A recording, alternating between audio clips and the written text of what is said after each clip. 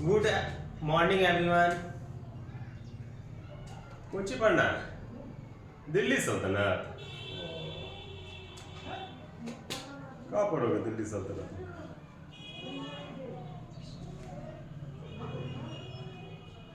चलिए, तो बस हम लोग ऑनलाइन वाले भी, आप लोग भी जाग जाइए सब। गुड मॉर्निंग आप लोगों को भी फिर से एक बार। चलिए, आज हम लोग दिल्ली सल्तनत के बारे में जानते हैं। बहुत कुछ है यहाँ जानने के लिए आप लोगों के लिए, है ना। तो सबसे पहले क्या करना है, दिल्ली सल्तनत लिख देना है। दिल्ली सल्तनत दिख रहा है ना जी सबको? मतलब हमारी तरह चश्मा लगाइएगा तब दिखेगा।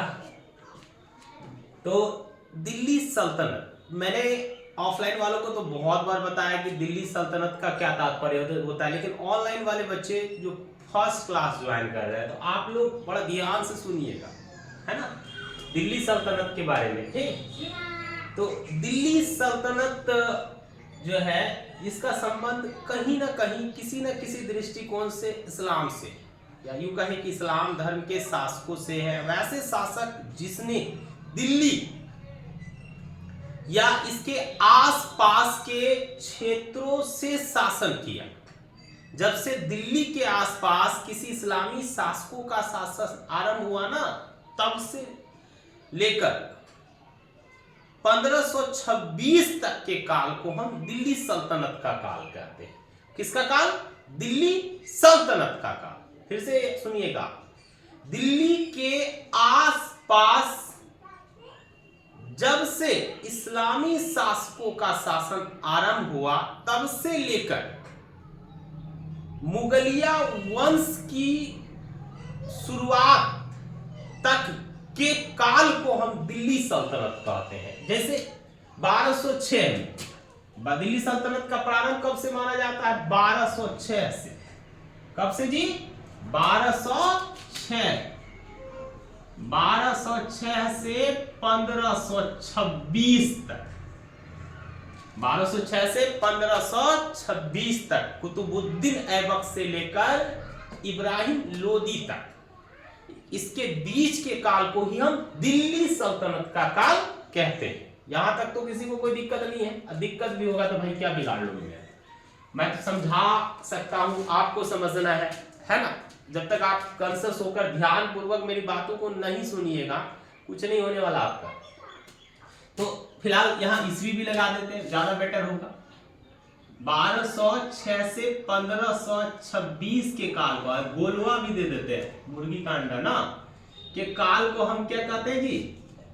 दिल्ली सल्तनत का काल कहते हैं। इस समय में कुल 5 राजवंशों ने, ये जो कालखंड है ना, इस कालखंड के मध्य कुल 5 राजवंशों ने शासन किया। सबसे सर्वप्रथम हम लोग जान लेते हैं कि किन किन राजवंशों ने यहां शासन किया। जो 5 राजवंश थे, एक एक करके हम लोग उनका नाम जान लेते हैं। सबसे पहला राजवंश जो था ना, जिसको हम गुलाम वंश के नाम से जानते हैं। कौन सा वंश?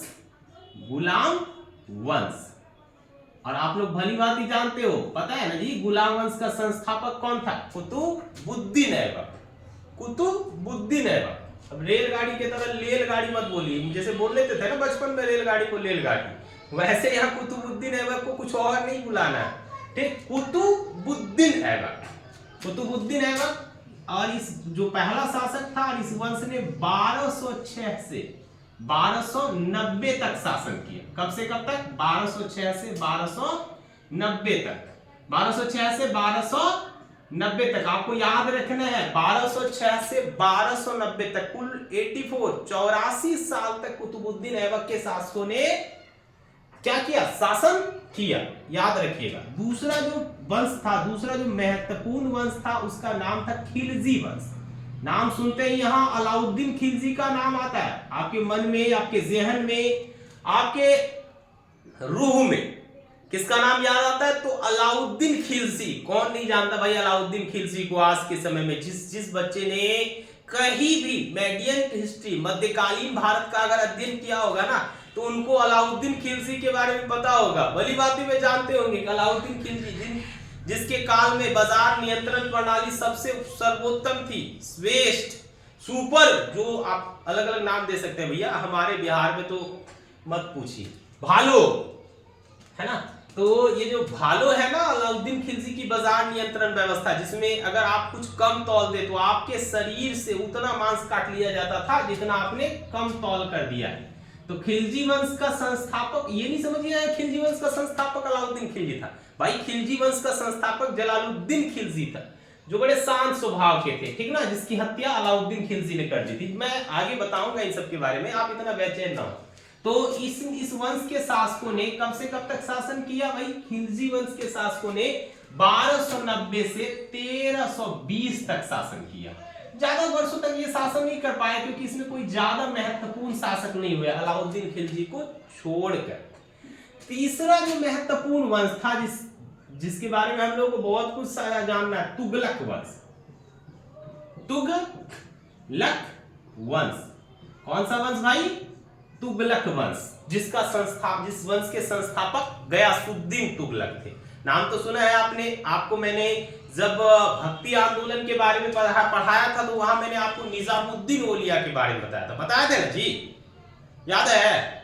ठीक है, याद रखना है। बताइए तो किस मतलब ये बताया था मैंने, किसका नाम बताया था, किस सूफी संत का नाम मैंने जोड़ा था इसके गयासुद्दीन तुगलक के साथ? बढ़िया है, निजामुद्दीन औलिया।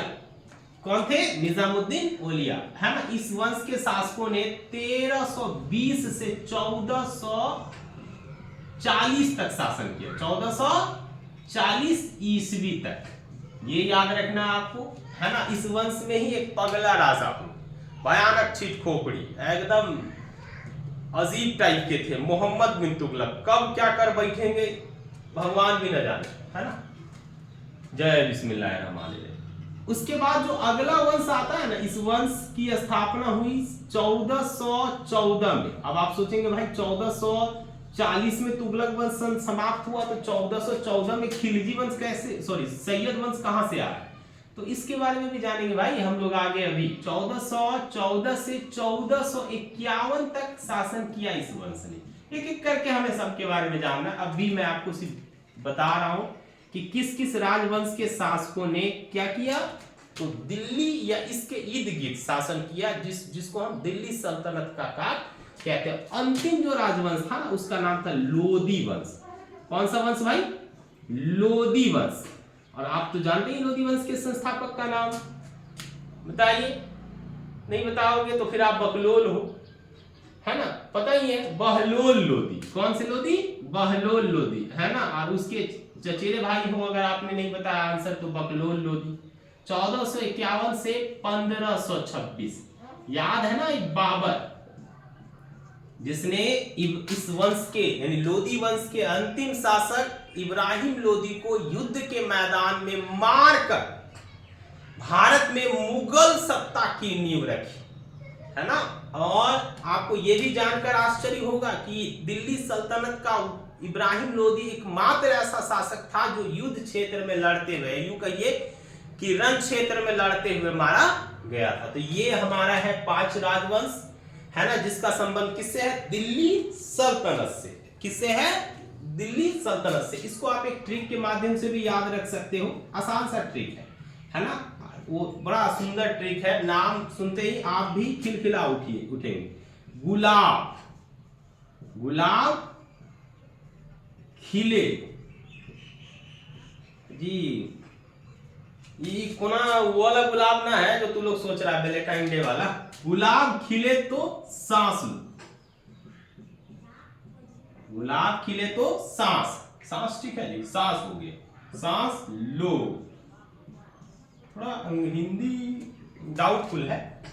गुलाब खिले तो सांस लो। अब देखिए इससे क्या डिनोट हो रहा है? इससे बोध हो रहा है दिल्ली सल्तनत के सभी राज वंशों का। गुलाब से गुलाम वंश, गुलाब से गुलाम वंश, खिले से खिलजी वंश, खिले से खिलजी वंश। फिर से बोलिए एक बार, खिले से खिलजी वंश।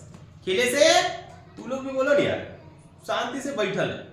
बोझ खाना है। हाँ, गुलाम वंश खिलजी वंश, तो से तुगलक वंश, तो से तुगलक वंश, सौ से सैयद वंश, सौ से सैयद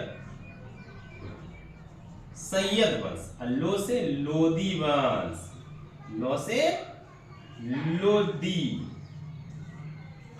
और अभी है कैबिनेट में मोदी, याद रखना आपको, ठीक।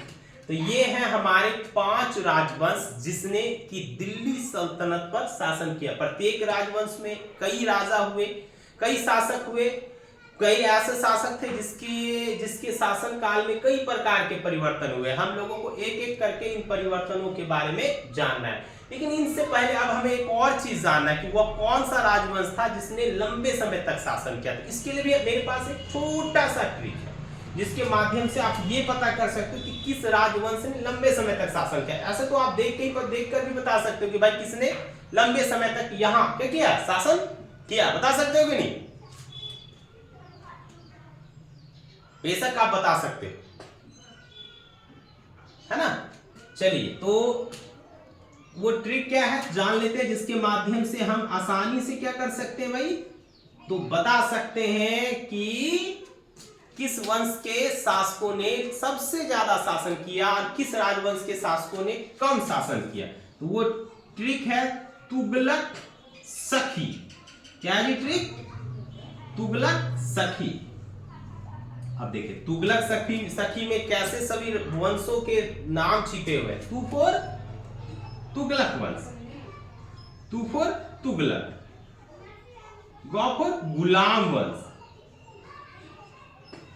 लॉ फॉर लोदी वंश, क फॉर कपार वंश, क फॉर कोई वंश नहीं। देखिए दिल्ली सल्तनत में किसी वंश का प्रारंभ क से हो रहा है? नहीं हो रहा। तो क फॉर कोई वंश नहीं, सौ फॉर सैयद वंश, सौ फॉर सैयद, और ख फॉर खिलजी वंश। डर के रहो, अलाउद्दीन खिलजी आ जाएगा, है ना। ख फॉर खिलजी वंश। तो आप लोगों ने आज की क्लासेस में जाना कि दिल्ली सल्तनत पर कितने राजवंशों ने शासन किया। एक एक करके हम लोगों ने इसके बारे में जो है अभी जानना है। फिलहाल अभी आज के क्लास में इतना ही रहने देते हैं, इसके आगे हम लोग नेक्स्ट क्लास में जानेंगे। मेरा आप लोगों से आग्रह है कि जो भी मैं आज पढ़ा रहा हूँ, यानी जिस दिन भी मैं पढ़ाऊँ, कम से कम उसको उसी दिन कमांड करने का प्रयास कीजिए, ताकि आप कल के आज के नोट्स को आज कंप्लीट कर सके और कल के नोट्स को कल करें। यानी आज का काम आज करना है, क्योंकि कल तो कभी होता नहीं हमारे जीवन में। इसलिए आपको इन सभी बातों को ध्यान में रखना है। बड़े बड़े महापुरुषों ने कहा, आपने कबीर जी का वो दोहा तो सुना ही होगा, काल करो सो आज कर, आज करो सो अब, पल में प्रलय होएगी, बहुरी करोगे कब। अर्थात ये संसार किसी भी क्षण समाप्त हो सकता है। आपका कर्तव्य है कि समय रहते आप अपना यश, अपना नाम, अपनी शोहरत इस संसार में फैला लीजिए। अन्यथा भाई एक दिन इस संसार से चले जाओगे, वही हो जाएगा, खाली हाथ आए थे और लाखों के दिल में जगह बनाकर जाना है, खाली हाथ नहीं जाना है। इसी के साथ आज का क्लास यहीं समाप्त करते हैं। जय हिंद, जय भारत, जय कपाल।